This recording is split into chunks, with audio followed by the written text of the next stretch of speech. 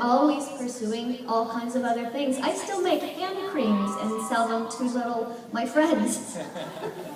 I just do what I love. That's important, right? You do what you love. It's a very, very valuable thing. Let's talk a little bit about going in for, larger films like the Disney films like Aladdin and Toy Story. What was your experience working on those films, and how did that how is that different from working on a cartoon series? There's so many facets of voiceover. The facet of voiceover in which I worked on Toy Story, Bug's Life, Aladdin, Port Here's a Who, what's the one that starts with the L? Lorax. Those are a job called ADR, or looping, where, because most voice artists are not celebrities, so we don't really get the chance anymore at the A-list parts, unless there's something truly specific that only I can do. They're going to give that part to a Demi Lovato, or to a Selena Gomez, or to, somebody who's an A-list celeb. So my participation in bigger films like that is a special facet called looping, or ADR, where you're in a large soundstage. I think the Disney soundstage is about a quarter the size of this room. Huge screen. I remember on Wreck-It Ralph, it was me, Rob Paulson, Jess Harnell, Terry Douglas, E.G. Daly, Greta Lyle. It's like if that building had burned down, all the voiceovers in the world would be gone. It was a huge amount of voiceover artists in this one room looping Wreck-It Ralph. So you see the principals, those are the main characters, and then you see the people in the hotel dancing, or you see all the candy corns screaming.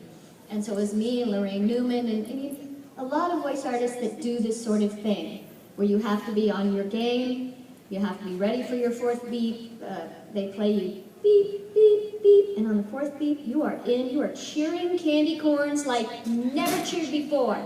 And then they call on all the highest voices. So as far as the big films, that's generally what us normal voiceover artists have the opportunity to participate in. Back in the Jimmy Neutron day, it wasn't so much that. The celebs weren't trying to take my job! Did I say that? And so, when we all walked into Jimmy Neutron, it was just an interstitial. It was like one of those little things The Simpsons did on the Tracy Ullman show. It's just, it's a little 7-minute interstitial. We're just auditioning for this little boy. So I walk in, and it's me and Pammy Siegel, or Pammy Adlin, and Nancy Cartwright, and, I don't think Tara was there yet, and E.G., and I don't do gravel, call it texture voice. Bart Simpson is like this, and King of the Hill is like this. But I can't sustain that, so my little boy was without gravel. And that's the one that he chose, but it was just a little thing, just a 7-minute-er. And they were like, we're gonna do another little one. And so you're happy about that. And then they're like, guess what, we're gonna do a feature. Oh, okay. But you never know if a feature's gonna be straight to DVD, or if it's gonna do well, or if it's gonna be nominated for an Oscar, which is totally cool. So to be involved in a feature as a principal voice is rare and fabulous. Cartoon series have made a little bit of a shift now, where now they're casting celebs as the principals in cartoon series. So I'm very bitter and nasty about that. I'm gonna try and stay sweet about it. And so we get guest roles. I think I've auditioned for Doc McStuffins about 30 times. Oh, wow. Finally booked my first Doc McStuffins that I recorded Yay! last week. They're the first ones to know. That's great. There you go, Spooky Empire exclusive. I'm launching season 4 of Doc McStuffins, which is great. So you make a really valid point there. The industry has changed like dramatically in the last, 2-3 decades. We have, people setting up. You can buy a USB microphone, get in your closet with your clothes, and you can start pumping stuff out. What's been your experience? Have you had to change your setup and how you work over the years? Absolutely. It's a really good point. And anybody out here want to be a voice artist? Yeah? Because now everybody can.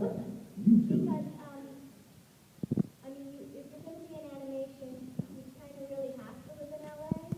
But if you want to just do commercials or some video games or non-union stuff, there are online companies like Voices.com or Voice123 or VO Planet or indie agents all over the place that'll send you auditions. And the way it works now is even my agent in LA, hold on, Ben Burke. Okay, it's gone. They send you auditions to your house now. It used to be that you go in to the agency to read everything.